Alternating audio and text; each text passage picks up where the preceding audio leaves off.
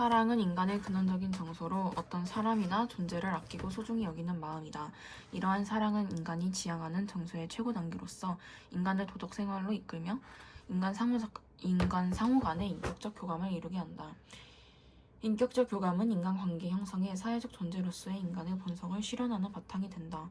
독일의 심리학자 프롬은 사랑이 보호, 책임, 존경, 이해의 요소를 포함한다고 보았다. 그는 사랑하는 사람을 보호하는 것, 사랑하는 사람의 요구를 배려하면서 자신의 행동에 책임을 지는 것, 사랑하는 사람을 있는 그대로 받아들이며 존경하는 것, 사랑하는 사람을 올바로 이해하는 것이 진정한 사랑의 모습이라고 주장하였다. 이러한 인간의 사랑은 성과 밀접한 관련이 있다. 사랑하는 남녀는 보다 더 친밀한 교감을 위해 성적 접촉이나 관계를 맺고 싶어 하기 때문이다. 그렇다면 인간의 성이 갖는 가치는 무엇일까? 먼저 성은 새로운 생명을 탄생시키는 원천으로서 생식적 가치를 지닌다. 생식적 가치는 자연법 윤리에서 말하는 종족 보존의 자연적 성향과 관련이 있다. 또한 성은 인간의 감각적인 욕구를 충족시켜주는 쾌락적 가치를 지닌다. 쾌락적 가치는 성적 욕망과 관련이 있다. 그리고 성은 남녀 상호 간의 존중과 배려를 실현하게 해주는 인격적 가치를 지닌다. 사랑과 성의 관계에 대해서 다양한 입장이 있다. 보수주의 입장은 결혼과 출산 중심의 성윤리를 제시한다. 이 입장은 성이 부부간의 신뢰와 사랑을 전제로 할 때만 도덕적이라고 주장한다. 즉 결혼을 통해 이루어지는 성적 관계만이 정당하며 혼전 또는 혼의 성관계는 부도덕하다고 본다. 중도주의 입장은 사랑 중심의 성윤리를 제시한다. 이 입장은 성을 결혼과 결부시키지 않으며 사랑을 동반한 성적 관계는 허용될 수 있다고 주장한다. 즉 사랑이 결부된 성적 관계는 남녀가 유체적, 정서적으로 서로 교감할 수 있게 한다는 점에서 긍정적이라고 본다. 자유주의 입장은 자발적인 동의 중심의 성윤리를 제시한다. 이 입장은 성숙한 성인의 자발적 동의에 따라 이루어지는 성적 관계를 옹호하며 성에 관한 개인의 자유로운 선택을 중시한다. 이처럼 사랑과 성의 관계에 대한 관점은 다양하지만 사랑과 성이 인간의 인격과 관련된다고 보는 점은 공통적이다. 따라서 사랑과 성은 서로의 인격을 고양할 수 있는 것으로 인식해야 한다. 하지만 이러한 성을 잘못 인식할 경우 여러 가지 윤리 문제를 일으킬 수 있다. 성차별은 남녀 간의 차이를 잘못 이해하고 발생하는 차별이다. 흔히 남성은 모험적이고 활동적인 반면 여성은 안정적이고 수동적이라고 말한다. 그러나 보부아르가 제2의 성에서 여성은 태어나는 것이 아니라 여성으로서 만들어진다 라고 지적한 것처럼 남자다움과 여자다움을 사회적 문화적으로 규정한 후 이를 따르게 한다면 다양한 성차별이 발생할 수 있다.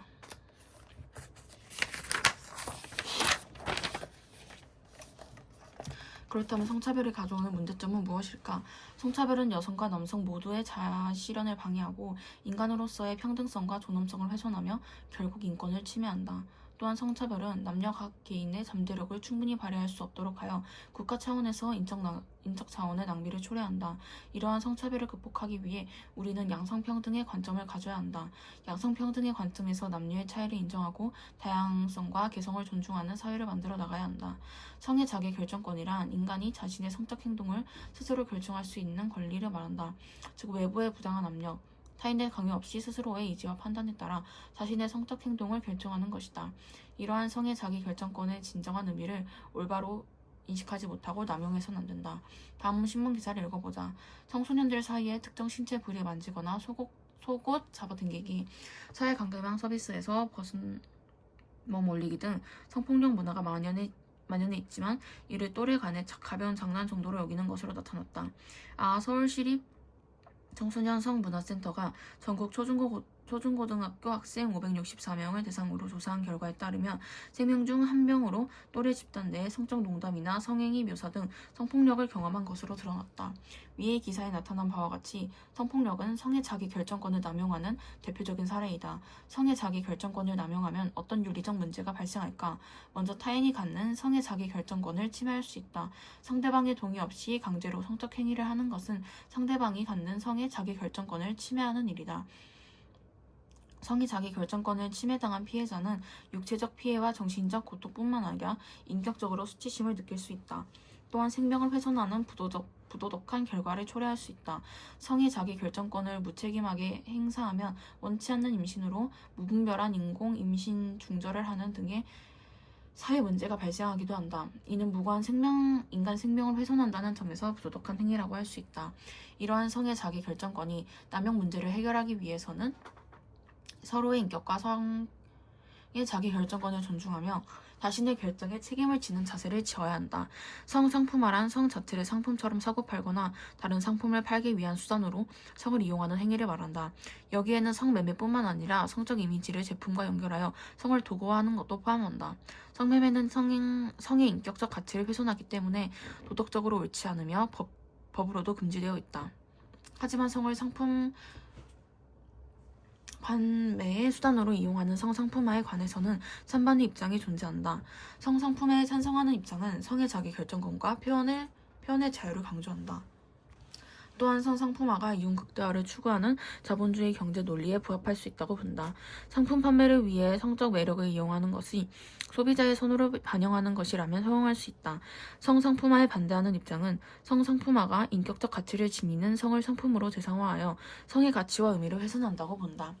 인간을 수단으로만 보지 말고 항상 목적으로 대우하라는 칸트 윤리의 관점에서 볼 때 성상품화는 인간을 도구화하는 것이다. 또한 성상품화는 외모의 아름다움을 지나치게 추구하고 사람의 평가 기준을 외모에만 두는 등 외모지상주의를 조장한다. 따라서 우리는 성상품화에 관한 찬반 입장을 비판적으로 검토하고 윤리적 성찰을 통해 성상품화에 관한 바람직한 안목을 지녀야 한다. 사랑의 능동적 성격은 준다는 요소 외에도 언제나 모든 사랑의 형태에 공통된 어떤 기본적 요소들을 내포하고 있다는 사실에서 분명해진다. 이러한 요소들을 보호, 책임, 존경, 이해 등이다. 사랑의 보호가 포함되어 있다는 것은 자식에 대한 모성애에서 가장 명백하게 나타난다. 어머니가 자식을 충분히 보호하지 않는다면 아무리 어머니의 사랑에 대한 보증을 듣더라도 우리는 진실한 사랑이라고 감동하지 않을 것이다. 보호에는 책임이라는 측면이 포함되어 있다. 책임은 다른 인간 존재의 요구에 대한 나의 반응이다. 책임을 진다는 것은 응답할 수 있고 응답할 준비가 갖춰져 있다는 뜻이다. 만일 사랑의 세 번째 요소인 존경이 없다면 책임은 쉽게 지배와 소유를 타락할 것이다. 존경은 어떤 사람을 있는 그대로 보고 그의 독특한 개성을 아는 능력이다. 존경은 다른 사람이 그 나름대로 성장하고 발달하기를 바라는 관심이다. 어떤 사람을 존경하려면 그를 잘 알지 않고서는 불가능하다. 이해는 다른 사람을 그의 관점에서 볼 수 있을 때만 가능하다.